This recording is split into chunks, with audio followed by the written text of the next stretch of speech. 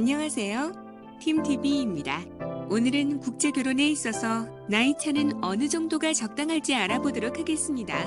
하지만 이것은 몇몇 경우에 관한 예시일 뿐 정답은 없습니다.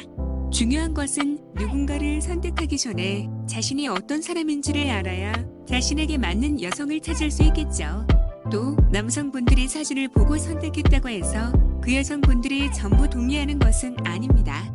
국제결혼은 남성분과 여성분 모두의 동의하에 진행되는 것이지 어느 한쪽의 의견에 따라 상대방에게 강요되는 것이 아니라는 것을 기억해 주세요. 또 현재 국제결혼을 희망하는 여성분들의 대략적인 나이는 대부분 20대이고 30대 초중반의 여성분들이 조금 있습니다. 이를 전제로 하여 이야기를 시작하겠습니다.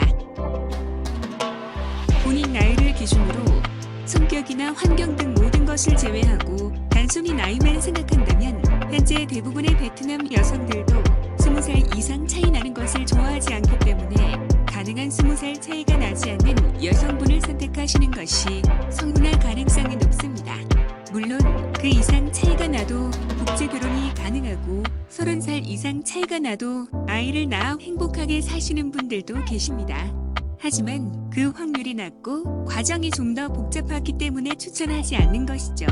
우선 나이는 상관없다는 여성분을 찾아야 하고 부모님께도 동의를 받아야 하죠.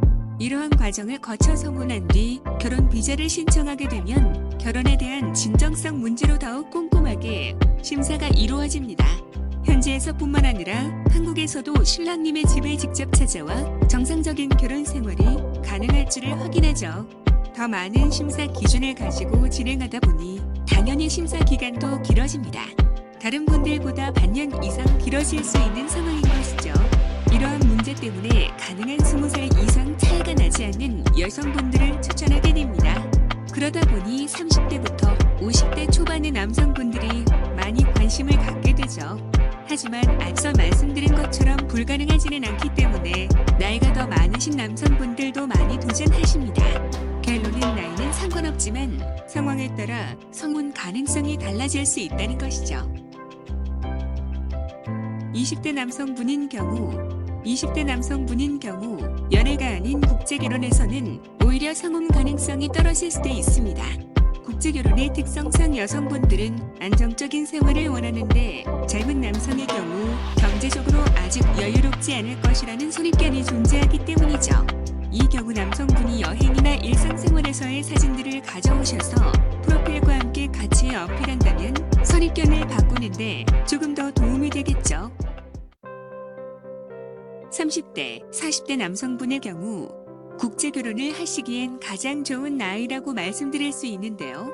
우선 여성분들과의 나이 차이가 적당하기 때문에 많은 분들을 만나볼 수 있고 여성분들도 가장 적당하다고 생각하는 남성의 나이입니다. 서로 잘 배려하면서 적응하면 행복하게 결혼 생활을 이어갈 확률이 가장 높죠. 50대 중반 이상인 경우 앞서 말씀드린 것처럼 국제결혼은 충분히 가능합니다. 다만 여성분을 만나시기까지 조금 더 시간이 소요될 수 있습니다. 만나실 수 있는 여성분이 조금 제한되고 그 안에서 매칭을 100% 장담할 수 없기 때문에 30, 40대 남성분들보다 더 많은 시도를 하셔야 할 수도 있는 것이죠. 그러다 보니 상황에 따라 남성분이 초혼이라 할지라도 성혼 확률을 높이기 위하여 재혼 여성분을 만나시기도 합니다. 남성분의 성향에 따라 남성분이 조금 보수적인 경우를 먼저 생각해보면 국제결혼이 기본적으로 나이차가 존재할 수밖에 없기 때문에 부부 사이에 어느 정도 세대차가 존재하게 됩니다. 따라서 자신의 성격이 조금 보수적이라고 생각이 되신다면 나이차를 줄이셔야 결혼 생활을 하는데 있어서 조금 더 어우러지기 좋습니다.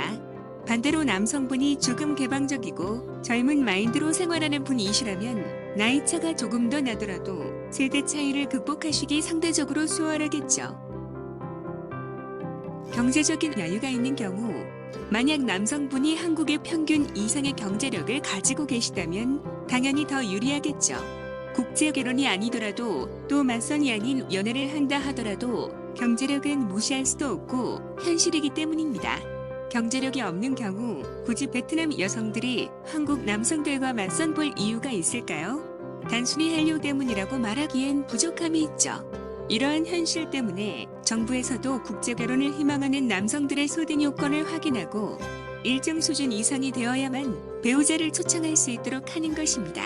실제로 여성분들도 조금 결정하기 애매한 상황의 남성분을 만났을 때 경제력이 그 결정을 좌우하기도 합니다.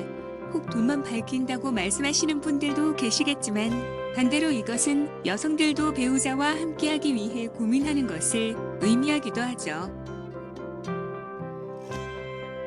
연애로 시작한 국제결혼이 아닌 맞선을 통한 국제결혼은 배경 자체가 두 국가 간의 경제력의 차이에서 시작하게 됩니다.